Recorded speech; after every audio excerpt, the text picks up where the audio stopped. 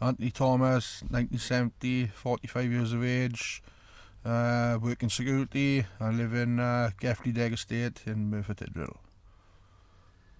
Ian Woolston, I'm 53, originally from Bristol. I now live in Merthyr Tydfil in Thomastown, and I'm a ranger at Cyfarthfa Park. So Ant, what got you interested in history then? Interested in history, right. I went through school. History didn't interest me at all. Left for no qualifications, and it turns out it's a bit mad now because I run a history site and my history teacher from school is one of the members on it.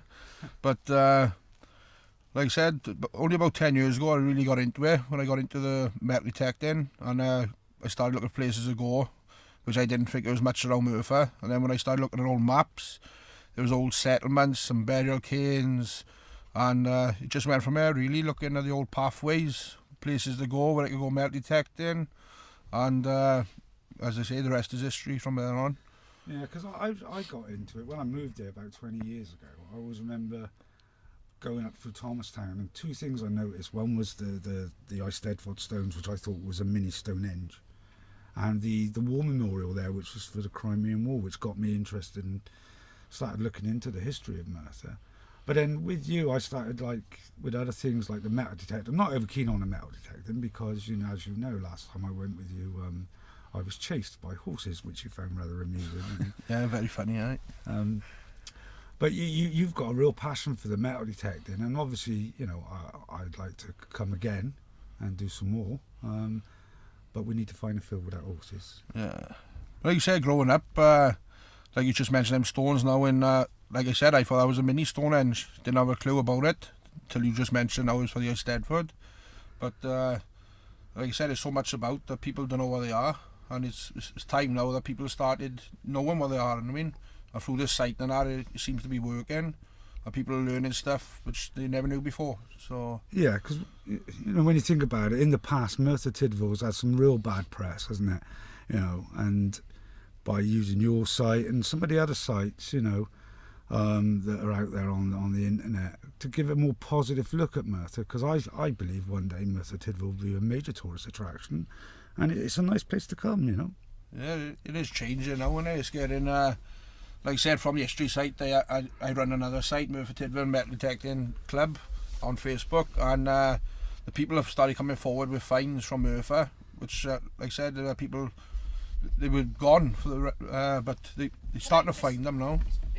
Yeah, so, I think through the Merthyr Pass website and like the Alan and George one with all the photographs, there's a more positive image now of Merthyr being portrayed. And with the regeneration of the town and things, people are coming here and looking and seeing things, and looking at Merthyr in a different light. We've had some, like we say, bad press in the past.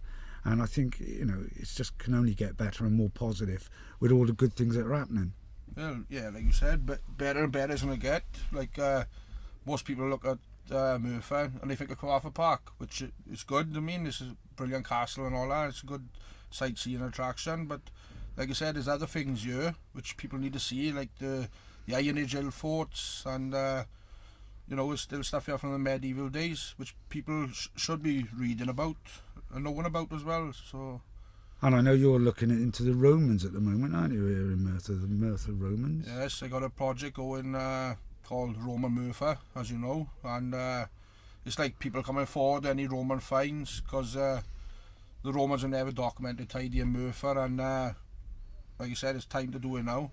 So I'm finding stuff in books, and I found a few Roman objects recently, I won't say where, and hopefully, if it comes off, it's looking like we may have a Roman town.